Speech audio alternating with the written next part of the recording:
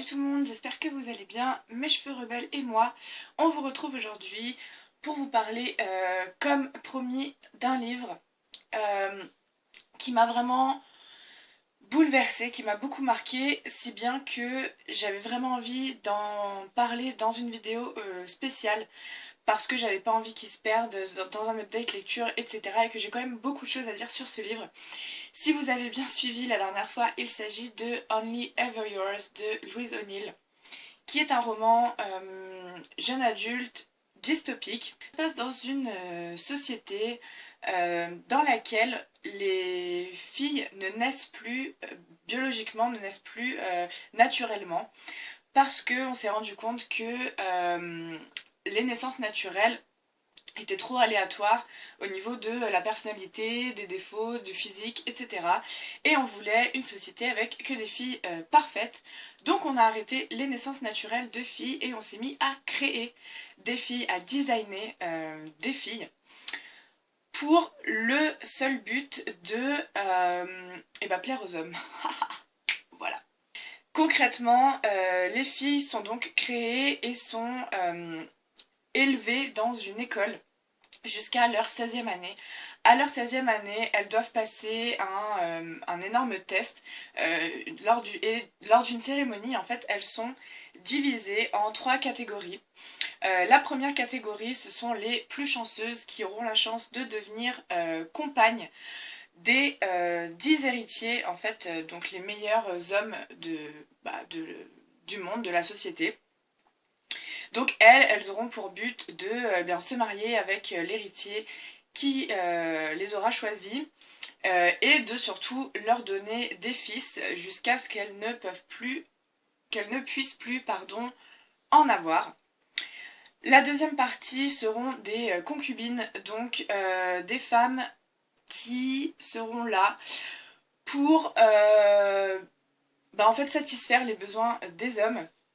Ce seront donc ni plus ni moins que des prostituées, mais pas vraiment puisque on ne les payera pas. Et la dernière partie, ce sont celles que personne n'a choisies et qui deviendront des genres de nonnes en fait, qui auront pour but d'élever la prochaine série de filles. Voilà, c'est un peu confus, mais en gros, ça se présente comme ça. C'est joyeux. On suit donc dans ce roman particulièrement Frida, qui est dans sa 16e année et qui va donc passer la cérémonie. Il y a aussi Isabelle, son amie d'enfance, et d'autres jeunes filles qui sont toutes en 16e année, voilà.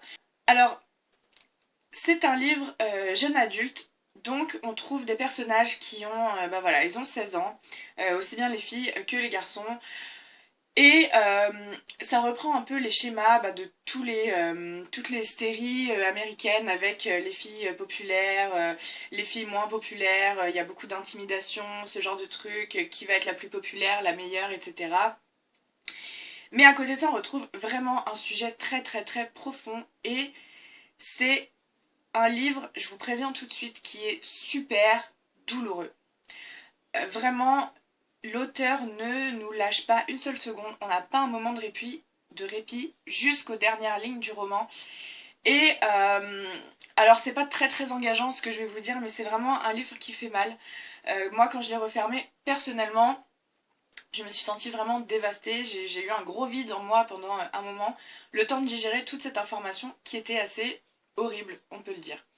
Mais c'est vraiment pour moi une lecture vraiment nécessaire parce que pour plusieurs raisons en fait. Parce que déjà d'une part, la réalité n'est finalement pas très loin de la fiction, malheureusement. On retrouve évidemment tous les thèmes inhérents à la société patriarcale.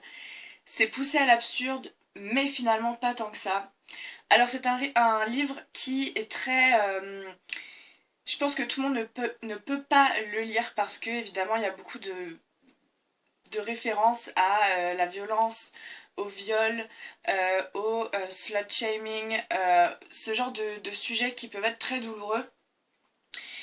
Mais voilà, c'est très, comment dire, l'ambiance globale de toute façon est très très glauque, très très malsaine, forcément.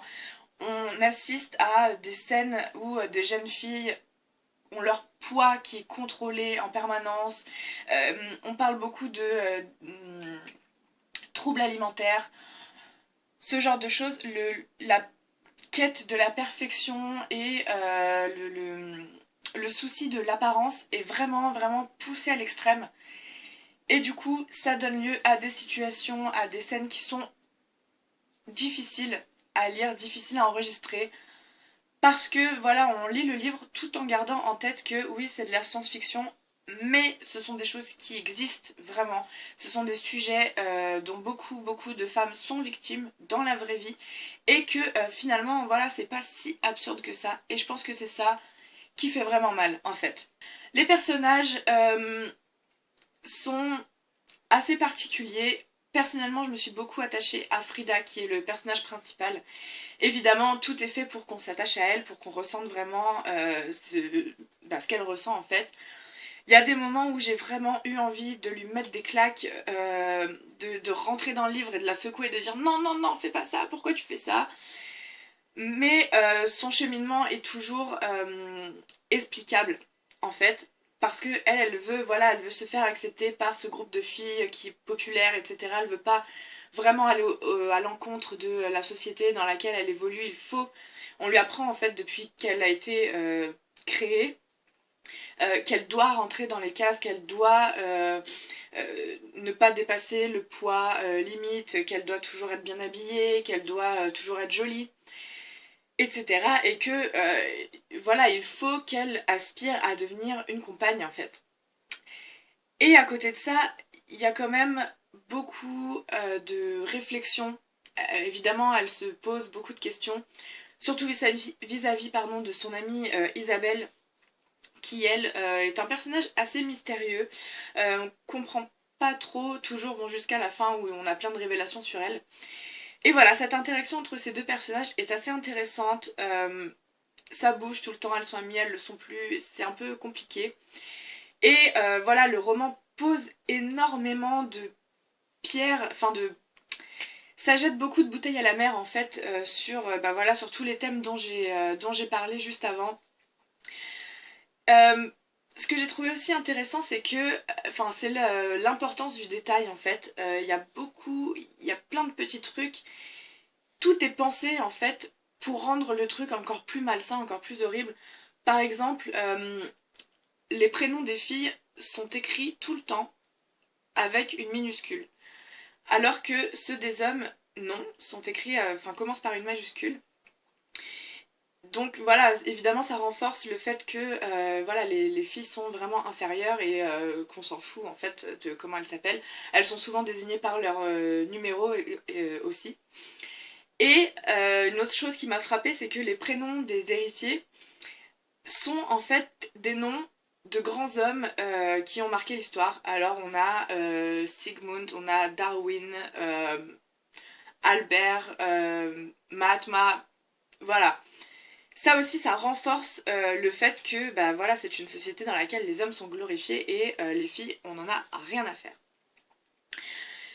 J'ai beaucoup aimé la façon dont c'était écrit. C'est vrai que ça reste un roman jeune adulte, donc c'est assez facile à lire. Les personnages sont un peu stéréotypés, mais bon, ça rentre bien dans le sujet du livre et ce que ça veut faire passer. Voilà, mais c'est pas du tout une lecture détente, c'est pas du tout une lecture légère, c'est vraiment très très lourd. Et euh, là, ça va être super difficile pour moi de pas vous spoiler, mais ne vous attendez pas à une fin joyeuse. Jusqu'à la fin, vraiment, on n'est pas épargné, ça fait mal et j'aime bien d'habitude les livres qui se terminent pas en happy end parce que j'aime bien être surprise.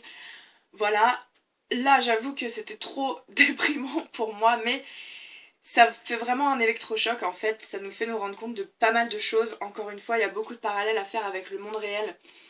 Et je pense que même si ce roman est très douloureux, qui peut être très problématique pour certaines personnes, parce que ça peut réveiller des douleurs, des choses voilà, qu'on n'a pas envie de revivre. C'est pour ça que je vous dis, si vous voulez le lire, faites attention, prenez-le, enfin, faites attention. Et j'ai perdu le fil de mon idée. Oui, voilà, donc même si c'est un livre assez atroce, assez douloureux, qui vient chercher au trip, j'ai eu vraiment envie de vomir par moment, c'est une lecture pour moi qui est nécessaire parce que, et c'est malheureux à dire, mais on a encore besoin de ça, de ce genre de livre, de fiction, pour vraiment réaliser ce qui se passe dans la vraie vie. Moi personnellement, j'en ai pas vraiment, enfin je sais hein, ce qui se passe dans la vraie vie, mais je pense que c'est ce genre de livre qui peut faire des électrochocs, qui peut faire se réveiller les gens et enfin, réaliser que bah ouais c'est dur, c'est vraiment dur ce qu'on vit parce que voilà encore une fois c'est pas complètement de la science-fiction selon moi. Voilà, c'était un peu brouillon, un peu décousu parce que comme d'habitude les livres qui ont vraiment réveillé de fortes émotions en moi, j'ai un peu de mal à en parler, à trouver les bons mots. Je me rends compte que c'est pas super encourageant ce que je vous dis sur ce livre, mais c'est vraiment un livre à lire si le sujet vous intéresse. C'est vraiment un livre qui vient vous prendre aux tripes. Voilà, j'aimerais que beaucoup de gens puissent le lire parce que c'est vraiment important. Les thèmes évoqués sont vraiment très très très importants pour moi. Malheureusement, il n'est pas encore traduit en français. Pour ceux qui lisent en VO, n'hésitez pas, allez-y, c'est très accessible. Et pour ceux qui ne lisent pas en VO, bah, j'espère vraiment que le livre sera traduit en français bientôt parce que c'est vraiment dommage que bah, ça empêche des gens de le découvrir. Voilà. J'espère que cette vidéo vous aura plu, que je vous aurai donné quand même envie de lire le livre. Voilà, prévoyez-vous un petit livre sympa pour lire juste après parce que sinon vous allez être complètement déprimé. Mais c'est quand même un très très bon roman et je pense qu'on a besoin de ce genre de livre aussi dans la littérature jeune adulte. Alors j'espère que cette vidéo vous aura plu. Je vous retrouve très vite pour bah, toutes les vidéos de fin de mois. Et en attendant, je vous souhaite une bonne fin de semaine, de bonnes lectures et je vous dis à très vite. Bye!